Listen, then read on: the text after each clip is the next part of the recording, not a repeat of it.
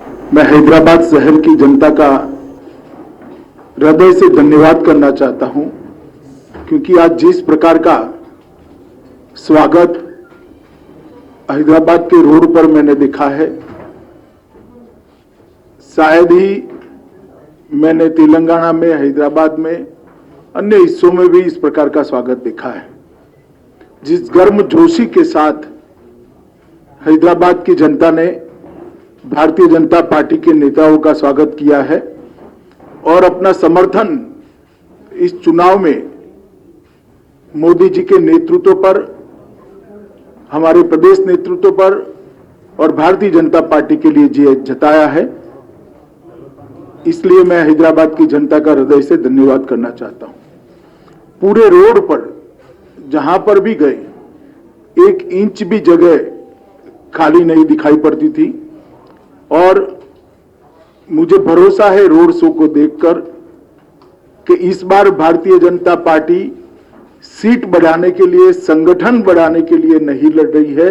इस बार चुनाव के बाद हैदराबाद में मेयर भारतीय जनता पार्टी का होगा, ये हैदराबाद की जनता ने स्पष्ट कर दिया है।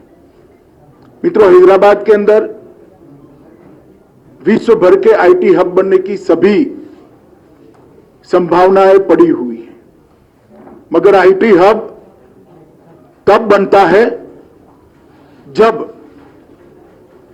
इसके अनुरूप इंफ्रास्ट्रक्चर यहां पर बने, और इंफ्रास्ट्रक्चर, शहर का इंफ्रास्ट्रक्चर, अर्बन इंफ्रास्ट्रक्चर बनाने का जिम्मा म्युनिसिपल कॉरपोरेशन का होता है।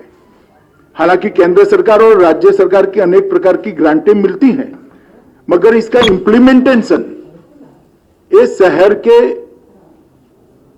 शासन के हाथ में, म्युनिसिपल कॉरपोरेशन के हाथ में होता है। और मुझे कहने में कोई संकोच नहीं है कि जिस प्रकार का कॉरपोरेशन यहां टीआरएस और मजलिस के नेतृत्व में चला है, वो हैदराबाद को आईटी हब बनने के लिए, विश्व का आईटी हब बनने के सबसे बड़ा रोड़ा है। अभी ही बारिश में पानी भर गया, लगभग 7 लाख लोगों के घर में परेशान हो गए, पानी भर गया। 6 साल से स्टॉर्म वाटर की एक भी लाइन, इसका सिल्टिंग नहीं हटाया गया, नालों का सिल्टिंग नहीं हटाया गया। पानी नहीं भरेगा तो क्या होगा?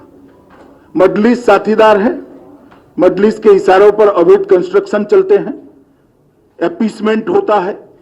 इसके कारण पानी की निकासी के मार्ग के अंदर अवैध कंस्ट्रक्शन जो हुए हैं, उसने भी पानी भरने में, जमाव होने में बहुत बड़ी भूमिका निभाई है।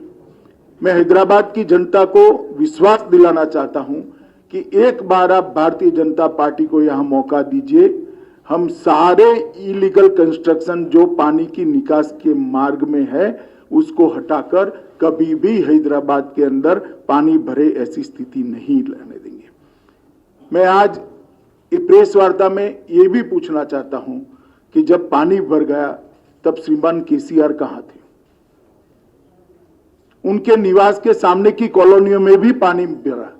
हम भी मीडिया को ध्यान से देखते हैं, कहीं पर भी मुख्यमंत्री ने ना कोई दौरा किया, ना कॉरपोरेशन की बैठक की, ना विधायकों के साथ घूमते दिखे, ना स्थानीय सांसदों के साथ घूमते दिखे। जब हैदराबाद की जनता इतनी बड़ी मुसीबत में थी, तब मुख्यमंत्री कहां थे? ओवैसी कहां थे?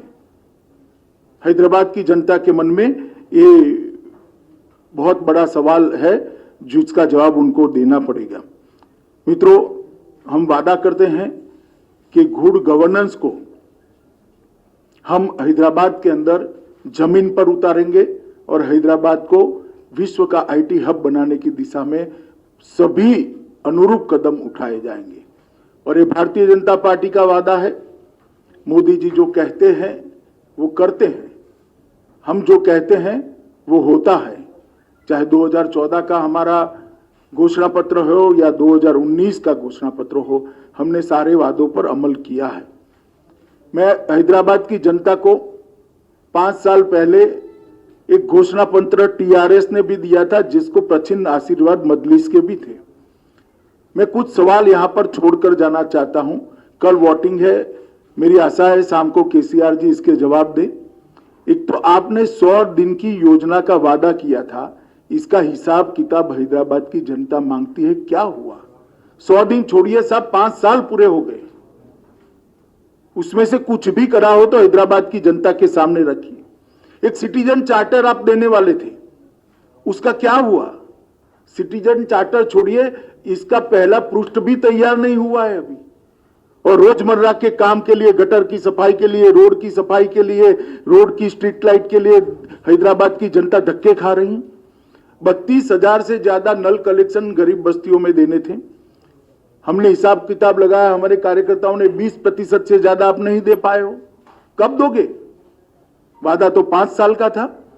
गरीबों के लिए 1 लाख घर बनाने थे, 1100 से ज्यादा नहीं बना पाए, जबकि मोदी जी ने 1,35,000 गरीबों के घर के लिए तेलंगाना को पैसा मुहैया करा है, मगर आप इंप्लीमेंट नहीं कर पाते हो।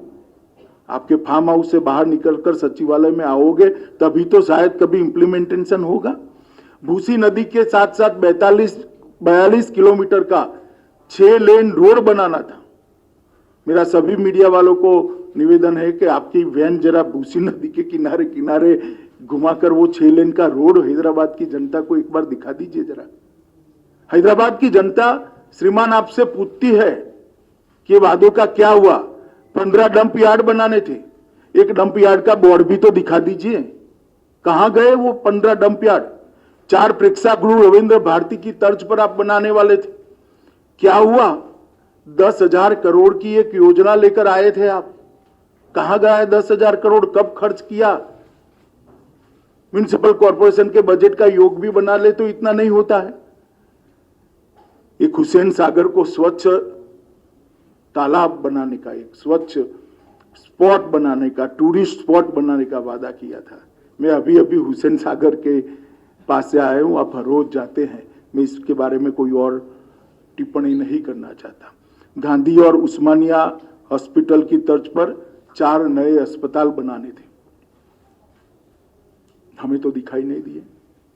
मोदी जी ने एम्स में मेडिकल कॉलेज दिया, मजदूरों की जो अस्पताल है इसमें भी मेडिकल कॉलेज दिया और अस्पतालों को कंप्लीट करने का काम मोदी जी ने किया। अरे साहब वो तो छोड़िए, आपने कुछ नहीं किया।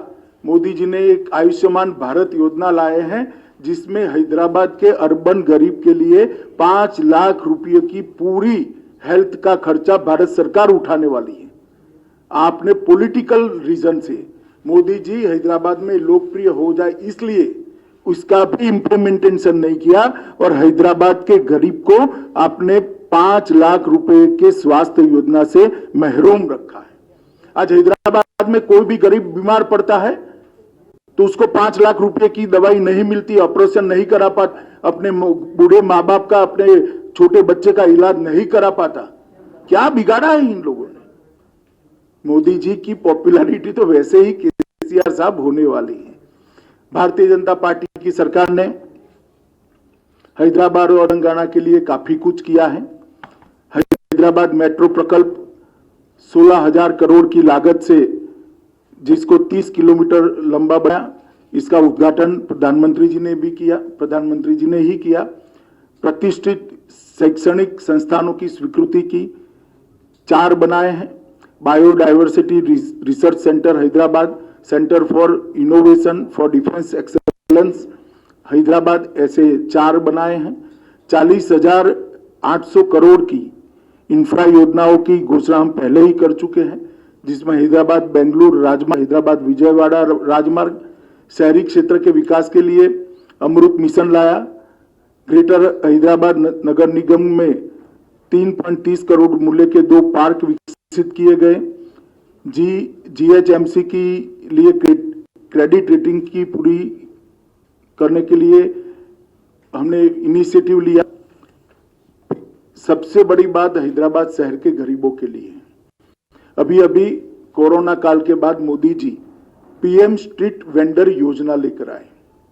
पीएम स्ट्रीट वेंडर योजना गरीब रेडी वालों के लिए, और मुझे कहते हुए आनंद होता है कि सबसे ज्यादा पीएम स्ट्रीट वेंडर योजना का फायदा अगर किसी एक राज्य को मिला है तो तेलंगाना को वेंडर योजना के तहत लोन देने का काम किया गया और सबसे ज्यादा किसी बड़े शहर में दिया गया है तो हैदराबाद को दिया गया है। 30,000 से ज्यादा पीएम स्ट्रीट वेंडर के लोन दिए गए लगभग और 72 किलोमीटर लंबी रेल परियोजना मेट्रो की लागू हो रही है। इसके अलावे हैदराबाद के लिए पहले पासपोर्ट की बहुत बड़ी दिक्कत थी, अब पूरी व्यवस्था को प्रोफेशनलाइज कर दिया गया है और सारा काम टेक्नोलॉजी बेस कर एक अद्यतन पासपोर्ट ऑफिस यहां पर बनाने का काम किया है। और इसके साथ साथ हैदराबाद के अंदर ये आईटी का बड़ा हब है। देश भर के युवाओं के लिए मोदी जी ने ढेर सारे योजनाएं और ढेर सारे प्लेटफॉर्म उपलब्ध कराए हैं। इसका परिणाम है कि दुनिया भर में आर्थिक संकट है मगर एफडीआई इनफ्लो सबसे ज्यादा भारत में है। एफआईआई इनफ्लो भी नवंबर में रिकॉर्ड जगह पे पहुंचा है। आईटी सेक्टर का इन्वेस्टमेंट जो हो रहा है इसका सबसे बड़ा फायदा हैदराबाद को हो रहा है। हमने देखा है कि हैदराबाद में भारत की योजना और प्रधानमंत्री जी के सबसे संपर्क से कई बड़ी बड़ी कंपनियां आकर्षित होकर यहां पर अपना इन्वेस्टमेंट किया है और मेक इन इंडिया की चमक भी हैदराबाद के अंदर बढ़ी है। मोदी जी ने एक बहुत बड़ा रिफॉर्म किया है। अब न केवल वर्क फ्रॉम होम, इसकी जगह वर्क फ्रॉम एनीवेयर के लिए रास्ता खुला है और इसका सबसे बड़ा फायदा हैदराबाद के युवाओं को होने वाला है, जो आईटी प्रोफेशनल है उनको होने वाला है। ये मिनी भारत है। भारत भर के युवा यहां आते हैं, इनको वर्क फॉर होम की साथ साथ वर्क फ्रॉम एनीवेयर ये योजना का सबसे बड़ा फायदा अगर किसी एक शहर के युवाओं को होना है तो वो हैदराबाद को होना है। स्टार्टअप के लिए भी बहुत ध्यान दिया गया है। ढेर सारी प्रायोरिटी में डिटेल में जाना नहीं चाहता मगर स्टार्टअप को मोदी जी ने खुद एक थ्रस्ट देकर एक नए उद्यमियों के लिए एक बहुत बड़ा प्लेटफॉर्म तैयार किया है। इसका भी सबसे बड़ा फायदा हैदराबाद को होने वाला है। स्टार्टअप्स के लिए व्यापार में आसानी हो इसके लिए एक नया बिजनेस फ्रेंडली इकोसिस्टम तैयार कर बहुत तेजी से इस पर आगे बढ़े हैं। ईज ऑफ डूइंग बिजनेस के अंदर भारत ने ग्लोबल रैंकिंग में बहुत बड़ी जंप लगाई है और इसके साथ साथ इनोवेशन इंडेक्स में भी हमारी रैंकिंग बहुत बेहतर हुई है। मित्रों, ये सबके कारण हैदराबाद जो मिनी भारत है, मिनी इंडिया है, इसके युवा प्रोफेशनलस को बहुत उनके लिए एक क्षितिज बहुत बड़ी खुली है और इसका फायदा हो रहा है। मित्रों, मैं अंत में इतना ही कहना चाहता हूं कि मेरे साथ हमारे प्रदेश का नेतृत्व बैठा है। मैं आपको हैदराबाद की जनता को भरोसा दिलाना चाहता हूं कि हम हैदराबाद को नवाब निजाम कल्चर से मुक्त होकर एक मिनी इंडिया बने ऐसा शहर बनाने की दिशा में आगे बढ़ेंगे। निजाम कल्चर को त्याग कर एक आधुनिक शहर बने, इस प्रकार का हम हैदराबाद को बनाएंगे। यहाँ किसी का अपीसमेंट नहीं होगा, किसी के साथ अन्याय भी नहीं होगा। इस प्रकार की नई कार्य संस्कृति का विकास हम यहाँ पर करेंगे। हम डायनेस्टी से डेमोक्रेसी की ओर जाना चाहते हैं। चाहे ओवैसी साहब की पार्टी हो, चाहे टीआरएस की पार्टी हो, हमें तो बहुत सवाल करती हैं, मगर मैं पूछना चाहता हूं कि इतने बड़े तेलंगाना में आपके परिवार के अलावे आपको कोई नहीं मिलता है जी? आपके बाद आपका परिवार ही क्यों आता रहता है और किसी में टैलेंट ही नहीं है? हम डायनेस्टी से डेमोक्रेसी की ओर देश के लोकतंत्र को ले जाना चाहते हैं। हम डायनेस्टी से डेमोक्रेसी की ओर देश के लोकतंत्र को ले जाना चाहते हैं, हैदराबाद और तेलंगाना को ले जाना, भ्रष्टाचार से पारदर्शिता की ओर ले जाना चाहते हैं। भ्रष्टाचार सारी सीमाएं लांघ गया। अपने अपने रहन सहन को देख लीजिए तो आपको मालूम पड़ेगा कि किस प्रकार का भ्रष्टाचार तेलंगाना की जनता ने सहन किया है। तुष्टीकरण से हम सम विकास की ओर जाना चाहते हैं। किसी का अपीसमेंट नहीं करेंगे, सबको बरोबर मौके मिलेंगे और हैदराबाद की जनता का बहुत बड़ा हिस्सा जो अपमानित महसूस करता है अपने आप को, उनको हम भरोसा दिलाना चाहता है किसी की भी हिम्मत नहीं होगी आपको दोयम दर्जे के नागरिक बताने की। इस प्रकार का सम विकास का हम वातावरण करेंगे। बाढ़ से डूबे शहर को बाढ़ मुक्त शहर बनाना चाहते हैं। और मैं एक सवाल फिर से श्रीमान चंद्रशेखर राव जी से पूछना चाहता हूं, ये मजलिस के साथ आप जो समझौता करते हो इसमें हमें कोई आपत्ति नहीं है, कोई आपत्ति नहीं, कर सकता है लोकतंत्र में कोई भी व्यक्ति किसी के साथ भी जाता है, मगर गुप्त समझौता क्यों करते हो? इतनी हिम्मत क्यों नहीं है कि मजलिस के साथ खुलेआम सीट शेयरिंग कर लड़े? एक कमरे के अंदर इलू इलू कर आप सीटें बांटते हो। सार्वजनिक रूप से हैदराबाद की जनता के सामने अभी भी प्रचार में 1 घंटा बाकी कह दीजिए कि हां हमारा मजलिस के साथ समझौता है, क्यों हिम्मत नहीं है आपकी? इसका जवाब केसीआर और मजलिस दोनों ने होना चाहिए। और मित्रों, मैं मानता हूं कि आज सरदार पटेल के कारण ही ये हमारा तेलंगाना यहां से लेकर मराठावाड़ा तक और हैदराबाद भारत के साथ जुड़ा हुआ है। जिन्होंने उस वक्त पाकिस्तान में जाने की मुहिम चलाई थी, वो सभी संस्कृति से, ये निजाम संस्कृति से हम मुक्त कर एक विकसित शहर हैदराबाद को देना चाहते हैं। इसलिए मेरी हैदराबाद की जनता से करबद्ध निवेदन है कि एक मौका भारतीय जनता पार्टी को दीजिए। हम हैदराबाद को विश्व का आईटी हब बनने के लिए पूरे इंफ्रास्ट्रक्चर की तैयारी करेंगे और मोदी जी का आशीर्वाद है ही है तो हैदराबाद अपने आप आईटी हब बनेगा, इसको मुझे भरोसा है। मेरी बात समाप्त हुई। आप एक एक कर सवाल पूछ सकते हैं। यहां से कोई जो नाम बोलेंगे उसको करेंगे। जल्दबाजी मत करिए, सब सवालों के मैं जवाब दूंगा।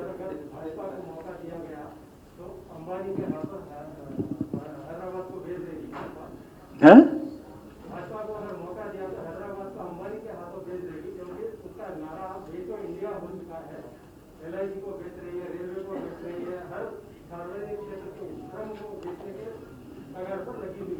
चलिए साहब, ये सबको इसका जवाब मालूम है। भारतीय जनता पार्टी कोई एक म्युनिसिपल कॉरपोरेशन में सत्ता में आने वाली पार्टी नहीं है। हमारा इस देश के 17 से ज्यादा राज्यों में शासन है, केंद्र में कई बार हम शासन में रहे हैं। हमें देश की जनता जानती है और बार बार वोट भी देती है। जो ये आरोप लगाते हैं उन्होंने आत्मचिंतन करना चाहिए कि उन्होंने क्या करा है। सर, ओवैसी ने कहा है कि अगर यहाँ पर इलीगल रोहिंग्यास, पाकिस्तानीज या बांग्लादेशीज रहते हैं तो होम मिनिस्टर अमित शाह क्या कर रहे हैं, कार्रवाई क्यों नहीं करते? भाई मैं जब कार्रवाई करता हूं तब तो हाय तौबा करते हैं पार्लियामेंट में। देखा नहीं है आपने कितनी बड़ी आवाज में रोते हैं?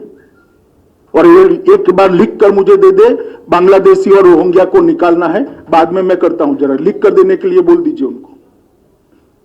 सिर्फ चुनाव में बात करने से नहीं होता है, जब निकालने के लिए पार्लियामेंट में बहस होती है, कौन इनका पक्ष लेता है देश की जनता जानती है, सबने लाइव टेलीविजन पर देखा है।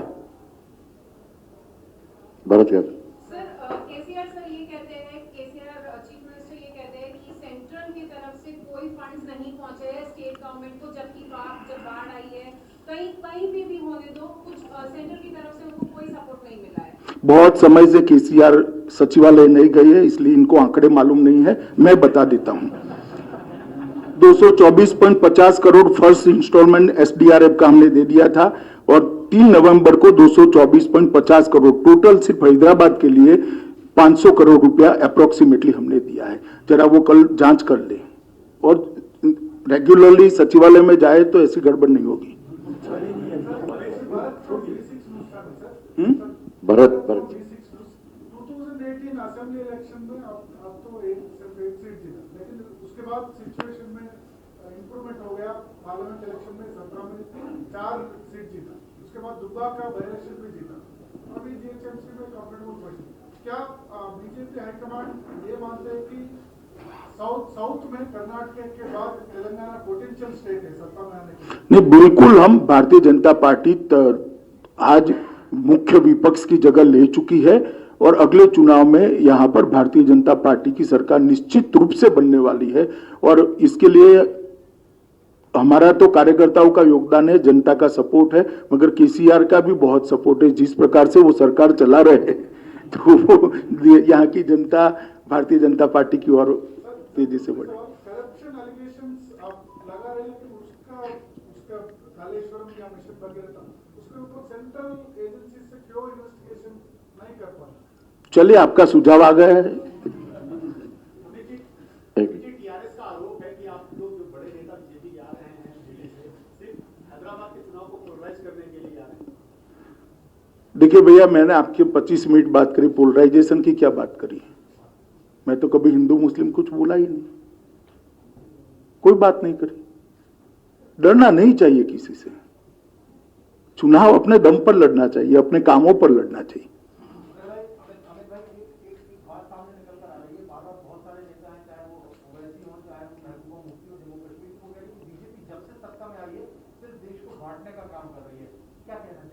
देश तो भैया 1947 में बटा था, उसके बाद बटा ही नहीं है।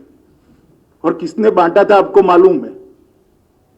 और बटता था तब तेलंगाना को कौन पाकिस्तान के साथ जोड़ने की बात करता था, वो भी आपको मालूम है। इसका जवाब पहले ओवैसी दे। अमित जी, आपने चुनाव प्रचार आज रोड शो की शुरुआत की है, वो भाग्य लक्ष्मी मंदिर आप गए हैं। भाग्य नगर नाम बदलने की मांग बीजेपी की तरफ से उठाई जा रही है। आपका भाग्य लक्ष्मी मंदिर जाना, वहां से पूजन करके शुरुआत करना, क्या ये उसी बात को रिफ्लेक्ट करता है? देखिए, मैं भाग्यलक्ष्मी मंदिर के अंदर मेरी व्यक्तिगत श्रद्धा के मां के चरणों में रखने के लिए गया हूं। इसके कोई गलत अर्थ न निकाले जाए। भाग्यनगर आप चाहते हैं ना बदला जाए? मैंने जो कहना था वो कह दिया ना भैया। मैं भाग्यलक्ष्मी मंदिर में मां के दर्शन करने के लिए गया था, इसके और कोई निहितार्थ निकालने की जरूरत नहीं। पिछले सालों में कभी हैदराबाद ने ये नहीं देखा कि इतने बड़े नेता बीजेपी के म्युनिसिपल कॉर्पोरेशन इलेक्शन के लिए आए हैं, तो क्या ये कहना सही हो गया? एमआईएम के नेता बिहार जा रहे हैं, 5 इलेक्शन वहां पर जीत चुके हैं, तो इसीलिए इसी साल एमआईएम के गढ़ सारे नेता आ रहे हैं बीजेपी। देखिए, जहां तक भारतीय जनता पार्टी का सवाल है, कोई चुनाव को हम छोटा नहीं मानते हैं। कई चुनावों के अंदर हमारे राष्ट्रीय नेतृत्व ने म्युनिसिपल कॉर्पोरेशन के चुनाव में हिस्सा लिया है, और हमारे लिए जनता जहां मैंडेट देती है वहां हमारी आइडियोलॉजी का, हमारे डेवलपमेंट के एजेंडा का और मोदी जी के विजन का प्रचार करना ये हमारा अधिकार है। और हम हैदराबाद के चुनाव को छोटा नहीं मानते। जो लोग गली का चुनाव मानते हैं वो कम से कम गली साफ करना भूल गए हैं, इसलिए उनको थोड़ी प्रॉब्लम है। गली साफ कर दी होती तो इनको इतनी बड़ी प्रॉब्लम न होती। चलो, बहस नहीं कर सकते भैया। आपका जवाब आ गया भैया। अब अमित शाह जी, मधु भारत टुडे से है। आपको 2 सवाल है। एक सवाल एक ही पूछो आप। एक में 2 सवाल पूछूंगा। केसीआर ये बोल रहा है कि कल बात करते हुए दुबला केसीआर को मारने के लिए दिल्ली से इतने लोग, बड़े लोग आना चाह रहे। और एक दूसरा सवाल क्या है कि पुलिस वाले को बिहेवियर और फोन टैपिंग हो रहा है, उनके भी बोल रहे हैं। वो 2 बात क्या है? देखिए, ऐसे रिस्पॉन्सिबल आरोप मुख्यमंत्री की जगह पर बैठे हुए व्यक्ति ने नहीं दिखाने चाहिए। फोन टेपिंग का उनके पास कोई कॉन्क्रीट एविडेंस है तो मुझे शिकायत करनी चाहिए, हम तुरंत जांच करेंगे और सब पर कदम उठाएंगे। एक और, इतने दुबले व्यक्ति को हम मारने नहीं आए। चुनाव के लिए इनकी सोच क्या है? एक दूसरे को मारना होता है क्या? क्यों मारेंगे भैया? आपको भगवान 100 साल का करे, हमें कोई आपत्ति नहीं। हम आपको मारने नहीं आए हैं, हम हैदराबाद की स्थिति सुधारने आए, क्योंकि आप घर के बाहर निकलते ही नहीं हो। सर, केसीआर ने ये भी कहा था कल उनके पब्लिक मीटिंग में कि कुछ डिविजिव फोर्सेस हैदराबाद में आ रहे हैं, एंटर हो रहे हैं और हैवॉक क्रिएट। वो ओवैसी जी के लिए कहा है।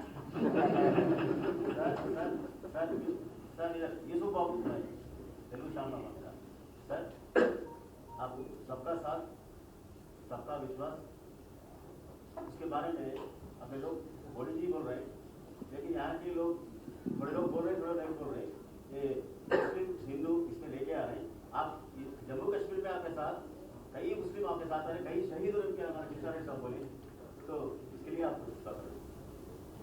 नहीं, मैं सवाल ही नहीं समझा। सबका साथ, हाँ, तो सबका साथ सबका विकास है ही। हमने गैस, सुनिए ना, हमने गैस के सिलेंडर दिए, ना हिंदू देखा ना मुसलमान, सबके यहाँ गए। शौचालय दिया, ना हिंदू देखा ना मुसलमान, सबके यहाँ गए। बिजली का कनेक्शन दिया, ना हिंदू देखा ना मुसलमान, सबके यहाँ गए। ना क्रिश्चियन देखा ना सिख देखा। तो सबका साथ सबका विकास है ही, इसमें कहाँ दुविधा है?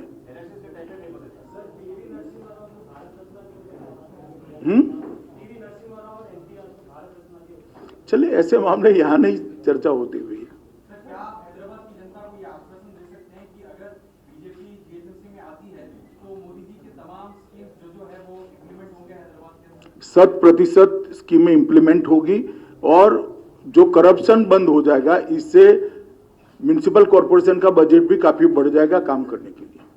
और एक क्वेश्चन है आप अरे यार बाकी लोग नेक्स्ट छोड़ो छोड़ो, बाकी लोगों को ऐसा नहीं होता, ऐसा नहीं होता। केसीआर जी ने कहा है कृषि बिल ये किसान विरोधी बिल है जिसका एक देशव्यापी आंदोलन के लिए वो नेतृत्व करेंगे, इसके ऊपर आप क्या कहेंगे? नहीं, कोई डेमोक्रेसी में सबको अधिकार है, मगर मैं इतना स्पष्ट कहना चाहता हूं कि तीनों बिल जो है किसान रिफॉर्म्स है वो किसानों के भले के लिए है और बहुत समय के बाद किसान एक जकड़ी हुई व्यवस्था से बाहर आने वाला है। राजनीतिक विरोध जिनको करना है वो कर सकते हैं और केसीआर भी पूरे देश में घूमना है तो घूम ही सकते हैं। 19 में भी घूमे थे, अपने राज्य में स्थिति क्या हुई आपको मालूम ही है। क्या आप मानते हैं दिल्ली में जो प्रोटेस्ट हो रहा है वो पॉलिटिकल प्रोटेस्ट है? मैंने ऐसा नहीं कहा, मैं केसीआर की बात कर रहा हूं। मैंने किसानों के प्रोटेस्ट को कभी पॉलिटिकल नहीं कहा, ना कहना चाहता हूं। आप आपके शब्द मेरे मुंह में मत डालिए। मैंने स्पेसिफिक पिन पॉइंटेड केसीआर के लिए सवाल था, मैंने केसीआर के लिए जवाब दिया है। फनियर एक minute funnier You are saying that your party won't discriminate among people, right? You are saying that your party or your government won't discriminate among people of different sections. But on one hand, you are allowing representatives appointed by the Transnational Religious Authority to manage properties of religion here. On the other hand, you have taken over the property, 50 properties of 52 temples in Uttarakhand and made chief minister as the board chairman. Don't you think this is discrimination? नहीं नहीं, ऐसा नहीं है। ये सार्वजनिक trust बना है उत्तराखंड सरकार ने और इसमें अंत में तो थोड़ा स्टेबल होने के बाद जनता के प्रतिनिधि ही आने वाले हैं। Sir, can I ask one more? Can I ask one more? हाँ पूछिए। One thing, according to one law, one personal law, the rights of women in the properties of husband are denied. But in case of other personal law, a woman, despite being changed to another religion, she is allowed to take the property. These are the two different yardsticks being implemented in this country. Particularly, this is affected to women of Hindu, Buddhist, Sikh, and Jain religion. How do you look at that? देखिए, ऐसी कोई discrepancy है तो उसको जिन्होंने कानून लाया वो जरूर देखेंगे और कोर्ट भी देखेगी। आप क्या पूछ रहे हैं? एक सेकंड भाई, एक second. KCR is planning to hold a conclave in Hyderabad in December 2nd week against the public sector enterprises privatization. देखिए, केसीआर हमेशा ऐसे काम ऐसा करने का बहुत प्रयास किया। 19 में भी आपको याद होगा एक विमान किराए पर रखा था और लगभग 16 राज्य में गए थे, सीटें आधी हो गई यहाँ। ऐसी कॉन्फ्रेंस ममता जी ने भी करी थी वहां पर, याद होगा कलकत्ता में, सीटें उनकी भी आधी हो गई। अब आधी बची है, इसका क्या होगा वो देखो आगे। चलिए, सबका धन्यवाद, बहुत बहुत धन्यवाद।